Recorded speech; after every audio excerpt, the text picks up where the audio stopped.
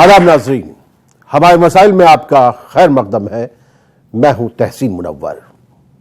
मन सहरा है प्यास का, तन जख्मों की सेज, सारी धरती करबला, मौला पानी भेज। हमारे मसाइल में हमने अपने बहुत से मसाइल पर अक्सर गुफ्तगू की है जो ज्यादातर हमारी उस कम्युनिटी से जुड़े हुए रहे जिनसे हम आते हैं, जिनको हम समझते हैं कि वो हमारे नाजरीन में शामिल हैं। लेकिन पानी एक ऐसा मसला है जिसके साथ न सिर्फ पूरा मुल्क जुड़ा है बल्कि पूरी धरती जुड़ी हुई है। हमारे यहां अक्सर ऐसे त्योहार हम लोग मनाते हैं जिनका ताल्लुक इंसानी जिंदगी से होता है। यूं तो सभी त्योहारों का ताल्लुक जो है इंसानी जिंदगियों से होता है, कुछ धर्म से जुड़े होते हैं, लेकिन उसके बावजूद उनका ताल्लुक समाज से भी होता है। धर्म और समाज मिलकर ही हमारी पूरी जिंदगी को आगे लेकर चलते हैं। आज हम आपको करबला लेकर चलेंगे। करबला का जो ताल्लुक प्यास से है, सारी धरती करबला, मौला पानी भेज। पानी दुनिया की एक ऐसी समस्या, एक ऐसा मसला बनता जा रहा है कि जो आगे आने वाले वक्तों में हम देखेंगे कि कहीं जंग की सूरत ना ले ले।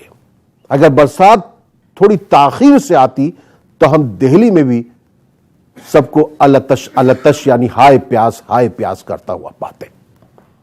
अगर चेन्नई में बारिश थोड़ी, तमिलनाडु में बारिश देर से आ जाती तो वहां भी पानी की यही सूरत हाल होती।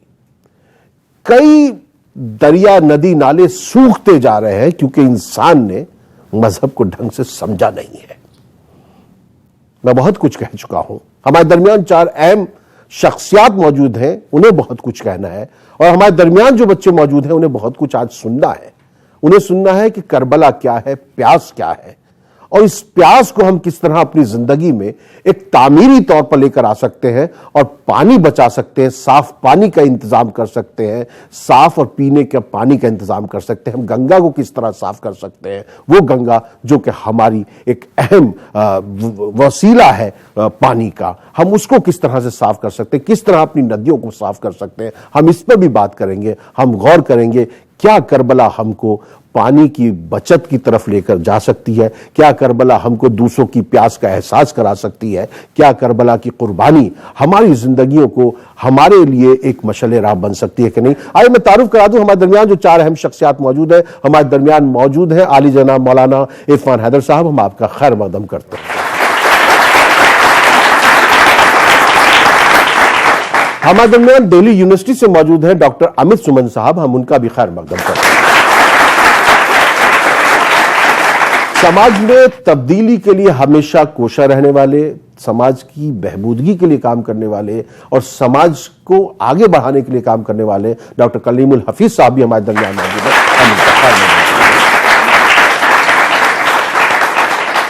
समाज में, पूरे मुआशरे में एक मस्बत सोच के जरिए किस तरह हम अपने अंदर बेहतर बदलाव ला सकते हैं, किस तरह खुद को आगे बढ़ा सकते हैं, किस तरह एक दूसरे के साथ मिलकर चल सकते हैं, इंटरफेथ डायलॉग्स कर सकते हैं, उसकी तबलीग करते हैं ख्वाजा इफ्तिखार साहब। हम उनका भी खैर मकदम करते हैं।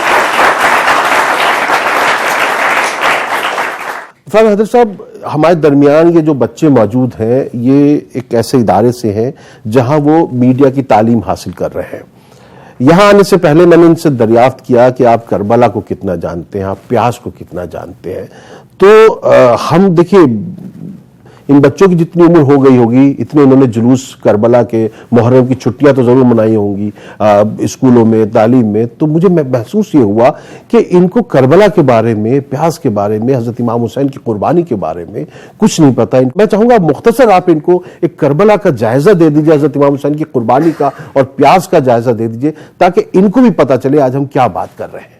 मोहतरम नाज़रीन, करबला एक हक और बातिल की लड़ाई का नाम है, जहां पर यजीद इब्न माविया अपने इंतहाई जुल्म के ज़रिए से पूरी दुनिया पर हुकूमत कर चुका था और उसका ये मकसद था कि कि अगर मैं जुल्म के ज़रिए इमाम हुसैन से बैत ले लूँगा तो दुनिया पे तो हुकूमत है ही है, मैं और मज़हब का लिबास पहनकर पूरी कायनात पे छा जाऊँगा।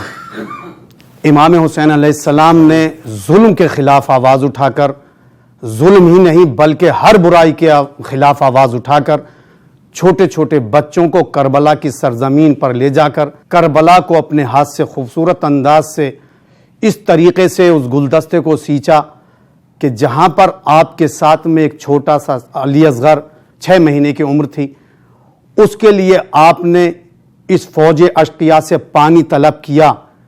फौज अश्किया की तरफ से पानी के जवाब में एक तीर मिला और तीर उस बच्चे के गले पर लगा। गले पर तीर लगने के बाद में आपने, सच बताइए उस वक्त इमाम हुसैन कितना बड़ा इंतकाम ले सकते थे इस पूरी दुनिया से, लेकिन इमाम हुसैन ने इंतकाम न लेकर जैसे ही आसमान की तरफ उस खून नाहक के कतरों को उछालना चाहा तो आवाज़ कुदरत आई, ए हुसैन, अगर एक खून का कतरा, नाहक खून का कतरा मेरी तरफ आ गया तो क़यामत तक एक भी कतरा आपका नाजिल नहीं होगा, यानी पानी नाजिल नहीं हो सकता।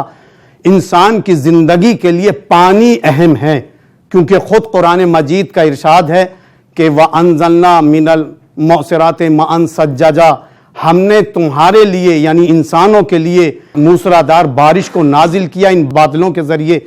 इमाम हुसैन ने इंसानियत को बचाने की खातिर उस खून के कतरों को आसमान की तरफ नहीं फेंका, बल्कि अपने चेहरे पे मलने के बाद में कहा कि मेरा असगर रहे ना रहे लेकिन इंसानियत बाकी रहे। पूरी कायनात में अगर पानी नहीं बरसेगा तो पूरी दुनिया आज खत्म हो जाती। करबला एक हकीकत यह है कि यहां पर जुल्म के खिलाफ, तशद्दुद के खिलाफ और जिना के खिलाफ इमाम हुसैन ने हर बुराई के खिलाफ आवाज उठाकर साबित कर दिया कि मेरा घर रहे या ना रहे।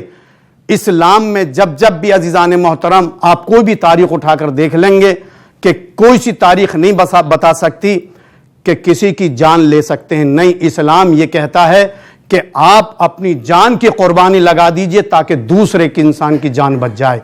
इसीलिए इमाम हुसैन ने करबला में छोटे छोटे बच्चों को ले जाकर, अपने साथ औरतों को ले जाकर बता दिया कि मैं यहां जंग करने के लिए नहीं आया हूं बल्कि एक जुल्म के खिलाफ आवाज उठाने के लिए आया हूं।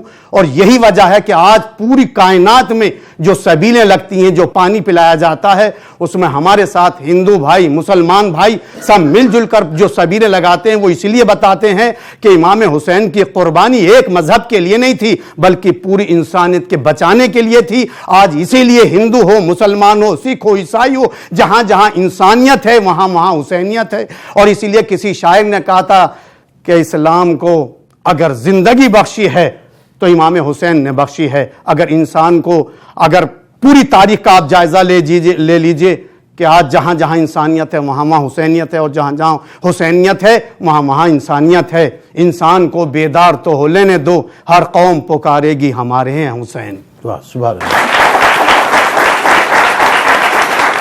और ये वो हजरत इमाम हुसैन थे जिन्होंने, जो अपने पास सारा पानी था, जब दुश्मन की फौज उनको रोकने आई तो वो लोग प्यासे थे, अपना पानी उनको पिला दिया था।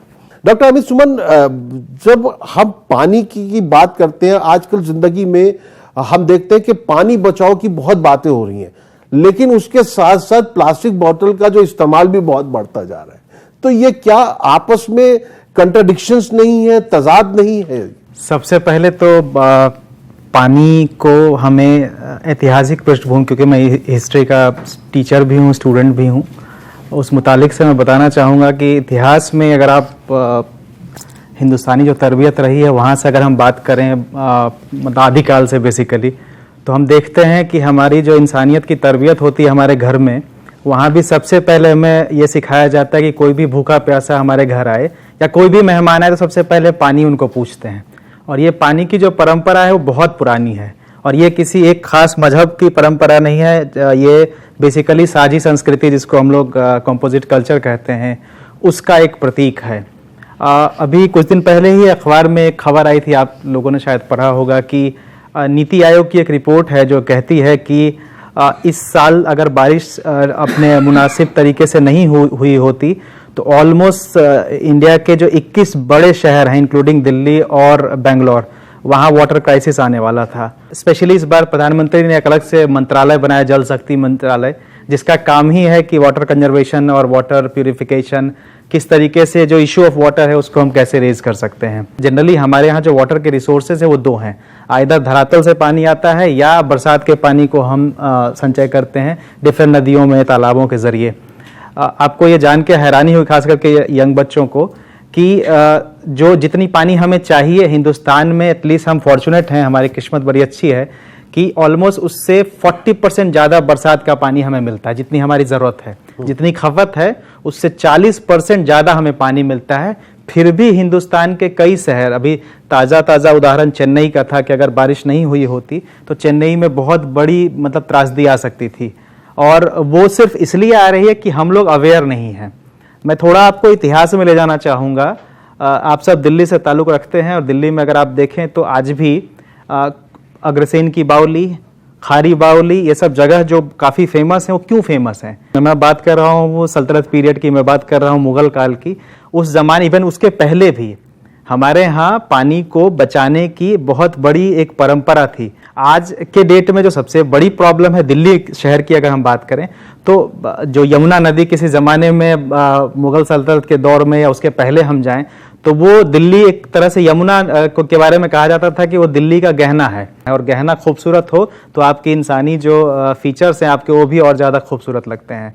यमुना का हाल अगर आप देखें, बेहतर है कि हम बात ना करें जितनी उनकी बुरी हालत है।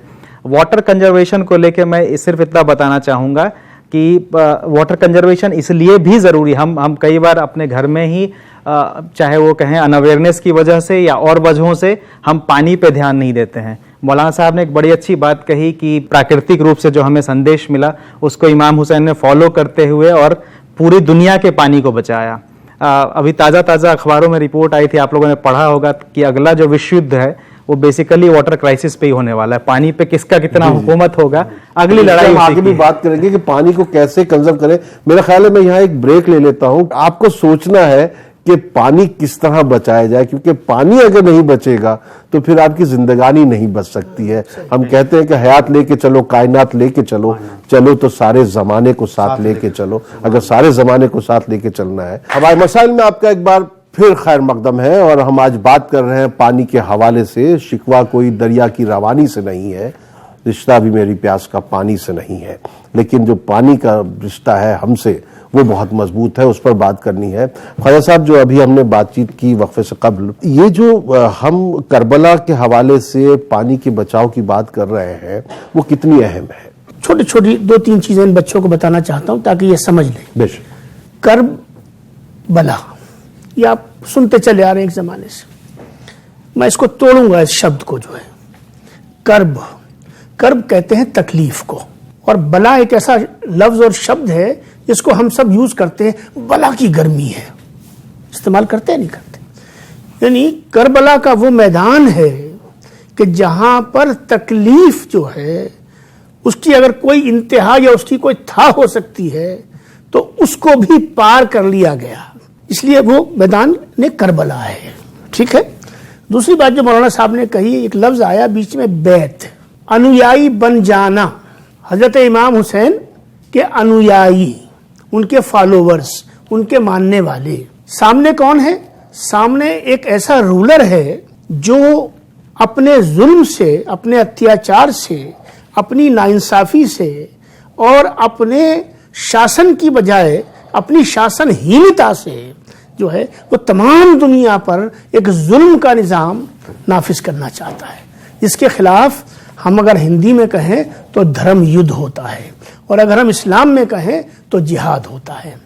तो जिहाद की सबसे बड़ी कोई जिंदा अगर मिसाल हो सकती है तमाम कायनात के लिए, मैं यहाँ हिंदू मुसलमान की बात नहीं, मैं तमाम कायनात में पूरे ब्रह्मांड की बात कर रहा हूँ, हो सकती है तो उसकी जो ज़मीन है, उसकी जो जड़ है, वो मैदान करबला है, और उसमें उन तमाम लोगों ने जिन्होंने शहादत दी। इसलिए मैं जब हज़रत इमाम हुसैन का जिक्र करता हूँ तो मैं हज़रत इमाम हुसैन थे ये जिक्र नहीं करता, क्योंकि शहादत जिसको नसीब होती है वो कभी मरता नहीं है। हज़रत इमाम हुसैन कल भी जिंदा थे, आज भी अपनी कुर्बानी के साथ जिंदा हैं और हमेशा जो है वो जिंदा रहेंगे अपनी उस तालीम के साथ में जो उन्होंने पूरी इंसानियत को जो है तालीम दी है। कलीम साहब, हमने जो ये इतनी बातचीत की, अब आप एक सामाजिक कारकुन हैं और एक बिल्कुल, आप तो बिल्कुल यमुना के सामने ही रहते हैं और आपने अपने सामने उस यमुना को जो सिकुड़ते देखा है। हम ये कहना चाहते हैं कि क्या रास्ता है कि इस पानी को जो है संभाला जा सके। मैं पहले एक शेर के साथ, क्योंकि आपका प्रोग्राम एक शेर के साथ बात शुरू करूं अपनी, कि जिंदगी सबकी है मौकूफ यहाँ पानी पर। वाह। जिंदगी सबकी है मौकूफ यहाँ पानी पर, जिंदा रहना है तो पानी को बचाना होगा। वाह वाह वाह। सबसे पहले तो हिंदुस्तान पूरी दुनिया का highest ground water user country है।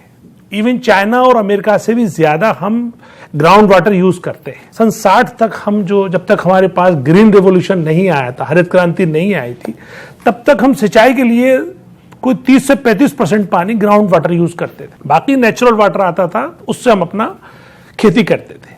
लेकिन जब ग्रीन रेवोल्यूशन आया उसके बाद हम ग्रेन प्रोड्यूसर बन गए, खाद्यान्न हम उत्पादन करने लगे। उसमें सबसे ज्यादा पानी हमने ग्राउंड वाटर यूज करना शुरू किया और आज की तारीख में हिंदुस्तान 75% पानी ग्राउंड वाटर लेता है। और उसके बाद जो नुकसान है उसका वो ये है कि वो जो मिसमैनेजमेंट है इरिगेशन का, यानी पानी तो उसने जमीन से निकाल लिया किसान ने, लेकिन वो प्रॉपर यूज नहीं करता और वो वेस्टेज बहुत ज्यादा हो जाता। दूसरी वजह है शहरों का बिना किसी प्लानिंग के फैल जाना। उसकी जो मिसाल है वो दिल्ली है। दिल्ली में बहुत सारे इलाके ऐसे हैं जहां पे आबादियां बस गई लेकिन उनके नीचे पोर्टेबल वाटर ही नहीं था। तीसरा जो मुश्किल है, जो सबसे ज्यादा आप लोगों को ध्यान देने की जरूरत है, क्योंकि आप सब नौजवान हो, वो ये है कि यहां कानून की कोई कमी नहीं है। सबसे ज्यादा इंडस्ट्रियल वेस्ट के लिए कानून बने हैं। इंडस्ट्रियल वेस्ट में क्या होता है कि जहर निकल रहा है बाद में, और जहर के लिए कानून है कि भाई इसको आपको इस तरह से डिस्पोज करना है, ये चैम्बर्स लगाने हैं, ये मशीनरी लगानी है। लेकिन चूंकि यहां सबसे बड़ा जो दानासुर कहते हैं, क्या कहते हैं, वो मौजूद है, वो करप्शन है। उस करप्शन की वजह से वो पॉल्यूशन कंट्रोल वाले को पैसे देता है और वो जहर एज इट इज चला जाता है। मैं बच्चों आपको एक मैसेज देना चाहता हूं कि आप लोगों की जिम्मेदारी है कि जब भी गवर्नमेंट इस तरह की स्कीम लागू करे, खासतौर से पॉल्यूशन के लिए, पॉल्यूशन कंट्रोल के लिए, या जिस तरह से नरेगा में तालाब खोदने के लिए, तो आप लोग जागरूक होकर उसको प्रॉपर इंप्लीमेंट कराइए। ये तो वैसे भी मीडिया के स्टूडेंट हैं, इनकी तो बहुत ज्यादा जिम्मेदारी होगी। जाहिर है। ये कोई सवाल पूछना चाहेंगे जी? क्या ये सच है कि 2030-40 आते आते सही में इतनी बड़ी क्राइसिस होगी जिससे जंग होगी? और फिर एक सवाल और कि क्या हमारा भारत अफ्रीका की केप टाउन जैसी बनेगी? क्योंकि अफ्रीका की केप टाउन में 2018 जनवरी में बहुत बड़ी क्राइसिस हुई थी, जिसके वजह से एक दिन में एक फैमिली को 50 लीटर ही पानी मिलता था।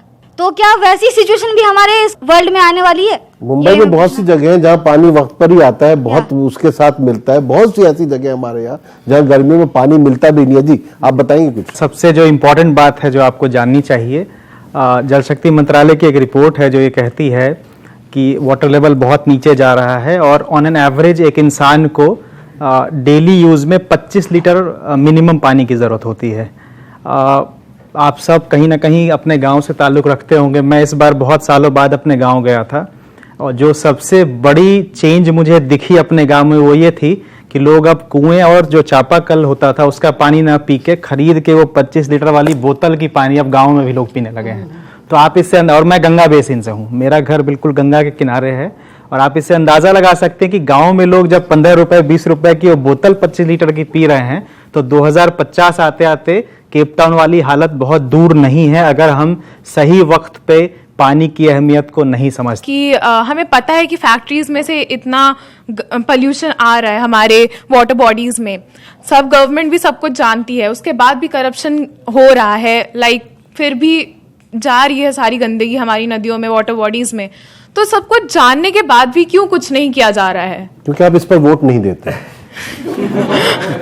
अभी हम 18+ भी नहीं हुए हैं। ये बात भी बिल्कुल सही कहा मनोहर भाई ने, लेकिन दूसरी बात ये है कि ये जो प्रोग्राम हो रहा है ना, ये उसी के लिए हो रहा है ताकि हम लोग सब अवेयर हों, और जो इसके नाजरीन हैं जो इस प्रोग्राम को देख रहे होंगे वो ये समझ रहे होंगे कि उनकी भी जिम्मेदारी है। देखिए, ये मैं कह के बच नहीं सकता कि फला जगह ऐसा हो रहा है, फला जगह ऐसा हो रहा है, मैंने क्या किया। तो यहाँ पे हमारी सबकी मुश्तरका है, नहीं कि इकट्ठी सबकी जिम्मेदारी है कि हम इस तरह की चीज़ों को रोकें, क्योंकि ये किसी खास तबके से इसका रिलेशन नहीं है, इसका तमाम जिंदगी से रिलेशन है। और ये हमेशा ऐसी हर दौर में हुआ है, जिस तरह के करप्शन हुए हैं, जब पब्लिक ने आवाज उठाई है तो करप्शन रुक गया है। तो मेरे ख्याल से इस करप्शन की तरफ हमारा ध्यान जाना चाहिए। दूसरी एक और बात मेरी उस वक्त भी रह गई थी, इस पूरे वाटर क्राइसिस की वजह पेड़ों का कम होते जाना और कटना भी है। वो भी हम लोग, पहले हमारे जमाने में क्या होता था, हमारे आंगन में पेड़ हुआ करता था, ज्यादातर बच्चे झूला झूला करते थे, एक आंगन होता था, सेंट्रल कोर्टयार्ड सिस्टम होता था, उसमें झूला झूला, हम तो खैर खूब झूले हैं झूला। तो वो एक सिस्टम था कि वहां पे ग्रीनरी भी रहती थी और पानी भी कंजर्व हो जाता था, वो परकुलेट हो जाता था नीचे, जो मतलब कच्चा होता था। अब क्या हुआ, धीरे धीरे वक्त के साथ हम सब लोग पक्के होते चले गए, मकान पक्के हो गए, बड़ी बड़ी बिल्डिंग्स बन गई, पेड़ काटते चले गए। पेड़ों का सिर्फ हम एक ही नुकसान समझते हैं कि सिर्फ वो एक कोई एनवायरमेंट को इशू है वो, लेकिन एंड ऑफ द डे वो पानी पे आता है, उसी की वजह से सारा पूरा साइकिल बिगड़ रहा है। तो इसलिए हमें पेड़ काटने के खिलाफ भी मुहिम चलानी होगी। बिल्कुल सही। हाँ, सवाल बेटा। अमेज़न फॉरेस्ट जो जल रहा था और उसके बाद किसी ने ज़्यादातर कवर नहीं किया, उसके बाद भी मुंबई के एक फॉरेस्ट में अभी गवर्नमेंट ने लागू करा है कि 2700 पेड़ काटने हैं बिकॉज ऑफ मेट्रो कंस्ट्रक्शन। तो इन सब चीज़ों की वजह से, जैसे अमेज़न का हुआ, उसमें भी किसी और ने आके हेल्प नहीं करी, कुदरत ने कुदरत को बचाया। जब बारिश हुई तब जाके वहाँ पे थोड़ी आग कंट्रोल में आई थी। तो इन सब चीज़ों से रिलेटेड हम क्या बोल सकते हैं कि या तो गवर्नमेंट इन सब चीज़ों पे ध्यान नहीं दे रही है, या फिर जिन्हें देना चाहिए वो इस मसले को इतना इंपॉर्टेंस नहीं दे रहे हैं। तो इसके बारे में क्या बोलेंगे? चाह रहा हूँ बेटा एक जुमला, फिर आपकी बात का जवाब, कि आज की दुनिया जितनी वॉर मैनेजमेंट पे इन्वेस्टमेंट कर रही है, अगर उसका 10% भी वाटर मैनेजमेंट पे और एनवायरनमेंट मैनेजमेंट पे खर्च करने लगे तो हमारे ये सारी जो समस्याएं हैं इनका समाधान निकल सकता है। बुनियादी चीज ये है। और एक बात पीछे जो आई करप्शन की, एक वक्त में एक शख्स दूध बेचता है जगह जगह बाल्टी में लेकर। ये एक मिसाल से जनरलाइज कीजिएगा उन तमाम लोगों को जो इस श्रेणी के अंदर फंस जाएंगे। एक समय वो आता है कि ये ही आदमी है जिसके पास कई सौ करोड़ रुपए की संपत्ति हो जाती है, पॉलिटिशियन होता है वो शख्स। पॉलिटिक्स में ये पैसा कहां से आता है भाई, ये दौलत कहां से आती है? सर वो पानी इस्तेमाल करता है ना दूध में, कहां से आती है? पानी से तहसील भाई कई सौ करोड़ इकट्ठे नहीं हो जाते। हर पॉलिटिशियन को आप देख लीजिए, आज मालूम होता है कि जैसे पॉलिटिक्स से अच्छा कोई इन्वेस्टमेंट नहीं है। कल कुछ नहीं था, बिल्कुल एक मामूली सतही आदमी था, जमीन पे रहता था, ना घर अच्छा था, गाड़ी को तो भूल जाइए आप, न बच्चों को ढंग से पढ़ा सकता था, ना अच्छा पहन सकता था। रातों रात। और एक लाइन का वाकया सुना दूं, किसी शख्स ने किसी के यहाँ काम करता था, एक मुलाजिम जो है, और इलेक्शन आ गए तो उसने कहा कि अपने मालिक से कि साहब मुझे आपकी बहुत दिन हो गए मुझे आपकी खिदमत करते हुए, और मेरे हालात जैसे जब मैं आपके पास आया था वैसे ही मेरे हालात अब हैं। मालिक पॉलिटिशियन थे। मालिक ने पूछा कि भाई तुम क्या चाहते हो मुझसे? तो उन्होंने कहा साहब मैं क्या बताऊं, तो आप ही ज्यादा अच्छा सोच सकेंगे। कहने तुम इलेक्शन लड़ लो।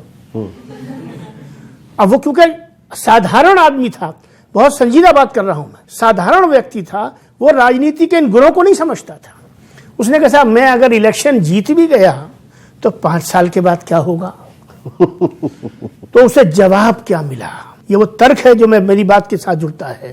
तो कहा कि तुम्हें 5 साल के बाद भी इलेक्शन लड़ने की जरूरत पड़ेगी। देखिए नाज़रीन, पूरी दुनिया हिंदुस्तान की तरफ देख रही है। हिंदुस्तान जो है आगे बढ़कर पूरी दुनिया को लीड कर सकता है। हमारे अंदर जो सूफिज्म है, जो भक्ति है, जो हमारे अंदर आपसी मेल मिलाप भाईचारा है, इस तरह का मुल्क आपको पूरी दुनिया में कहीं नहीं मिलेगा। तो इसलिए इस पूरे मुल्क को मिलजुल कर जो है अपने जो रिसोर्सेज हैं, अपने जो वसाइल हैं, उनका तहफ़्फ़ुज़ करना होगा और एक दूसरे का तहफ़्फ़ुज़ करना होगा। और जहाँ तक हज़रत इमाम हुसैन की बात है, उनकी तालीम इंसानियत की तालीम है, उस पर हम सबको चलना होगा। पंडित भुवनेश शर्मा भुवन अमरोही के दो शेर हैं कि हिंद में काश हुसैन इब्ने अली आ जाते, हिंद में काश हुसैन इब्ने अली आ जाते, चूमते उनके कदम पल के बिछाते हिंदू, जंग करने अगर आ जाता कोई उनसे यजीद, उसे रावण की तरह धूल चटाते हिंदू, उनके खैमे भी गंगा के किनारे होते, उनके पशुओं को भी पानी पिलाते हिंदू। बहुत बहुत शुक्रिया अदा।